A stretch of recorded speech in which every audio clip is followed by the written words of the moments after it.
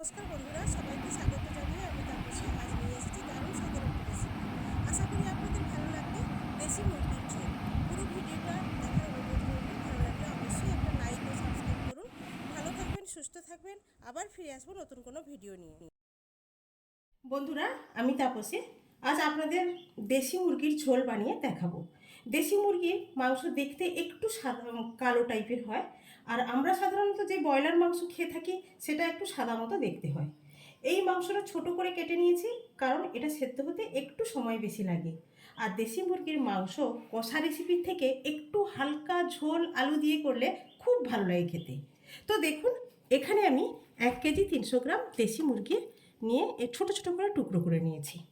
এখানে আমি পরিমাণ মতো লবণ দেব, পরিমাণ মতো হলুদ দেব,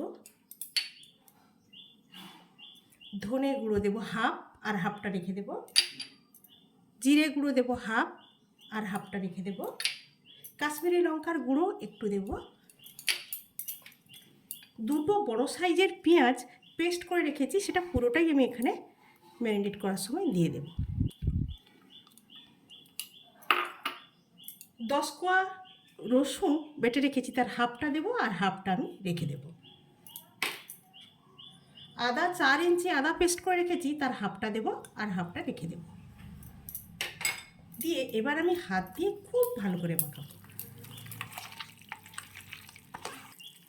দেশি মুরগির মাংস যত বেশি এভাবে মাখানো থাকবে, ম্যারিনেট করার সময় একটু ডলে ডলে মাখাতে হয়, তত বেশি কিন্তু এর টেস্টটা হবে।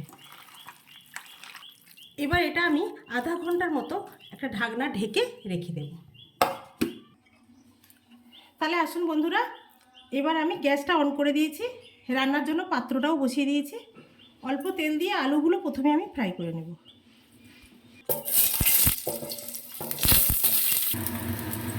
আলুর পরিমাণ মতো একটু লবণ দেব, কিন্তু হলুদ দেব না, কারণ হলুদটা পুড়ে উঠতে পারে। দেখুন আলুটা ভাজা হয়ে গেছে, এবার আমি আলুটা তুলে নেব। আলু তুলে নেওয়ার পর যে তেলটা ছিল অবশিষ্ট, সেই অবশিষ্ট তেলের উপরেই আমি রান্নাটা করব। খুব অল্প তেল দিয়ে আমি রান্না করব।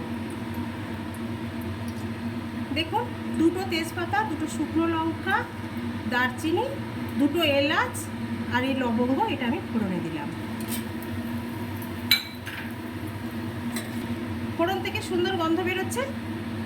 ম্যারিনেট করার সময় যে আমি রসুন দিয়েছিলাম আর হাফ রসুন ছিল, সেই রসুনটা আমি দিয়ে দেব। হাফ আদা বাটা। ম্যারিনেট করার সময় দুটো বড় পেঁয়াজ আমি বেটে দিয়েছিলাম, আর দুটো বড় পেঁয়াজ আমি স্লাইস করে কেটে রেখেছিলাম, সেটা এবার আমি দিয়ে দেব।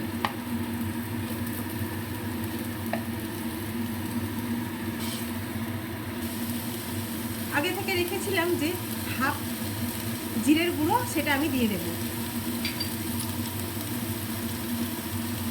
হাফ ধনের গুঁড়ো, এটাও আমি দিয়ে দেব। আর দেব লাল লঙ্কার গুঁড়ো। যেহেতু আমি অল্প তেল দিয়ে রান্না করবো, এই গ্রেভিটা করার জন্য আমি অল্প একটু জল দেব।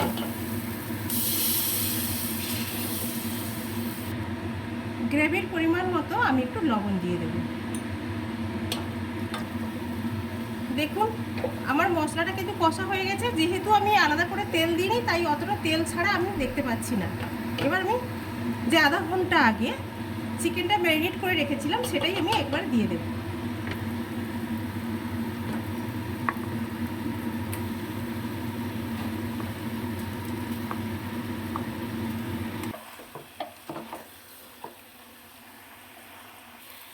একটু নাড়াচাড়া করে নিয়েছি, এবার আমি ঢাকনাটা ঢেকে দেব কিছুক্ষণের জন্য।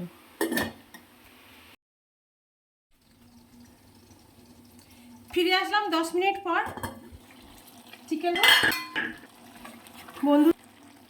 ফিরে আসলাম 10 মিনিট পর। বন্ধুরা, দেশি মুরগির মাংস এটা কিন্তু সেদ্ধ হতে অনেকটা সময় লাগে, আর একটু আস্তে আস্তে করে এটা ধিমে আঁচে করলে বেশি টেস্টি হয়। এবার আমি এই ভেজে রাখা আলু 4 পিস এটা আমি দিয়ে দেব। দিয়ে আবারও ঢাকনাটা ঢেকে।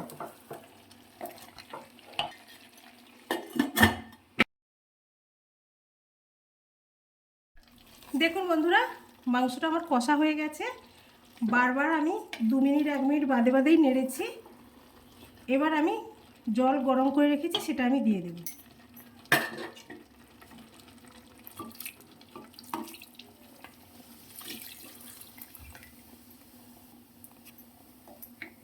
জলটা আমি বেশিই দেব, তার কারণ এটা আমি একটু পাতলা ঝোল ঝোল করব, প্রথমেই বলেছি।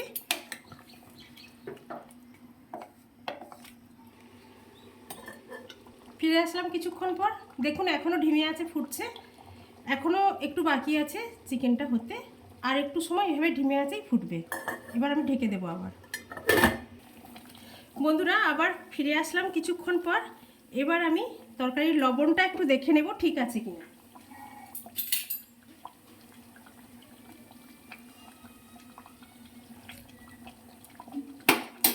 একদম ঠিক আছে, আর অল্প একটু সেদ্ধ হবে, তারপর আমি কমপ্লিট করব।